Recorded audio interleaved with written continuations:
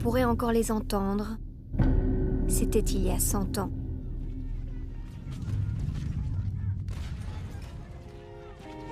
Quand je marche dans ce cimetière, je vois des noms anglais. Pourquoi y a-t-il des Anglais ici? Car l'Angleterre est venue combattre les Allemands ici, là où tu es.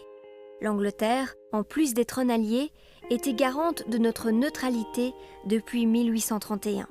Quand les Allemands nous ont envahis, c'est comme s'ils attaquaient l'Angleterre en même temps. C'est ce qu'on appelle une alliance. Cette guerre est devenue mondiale, car dans les alliés, il y avait aussi la France, l'Italie, l'Amérique et la Russie.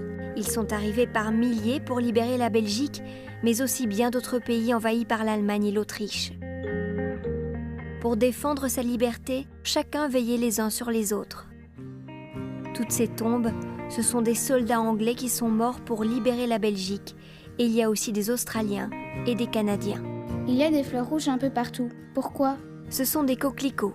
Durant la guerre, c'était la seule fleur qui poussait le long des tranchées. C'est un médecin militaire canadien, John McCrae, qui dans un de ses poèmes fit le lien entre la fleur et l'horreur des combats. Son poème a fait le tour du monde après la fin de la guerre. En mémoire à tous les soldats morts au combat, le coquelicot était devenu le symbole de la guerre 14-18.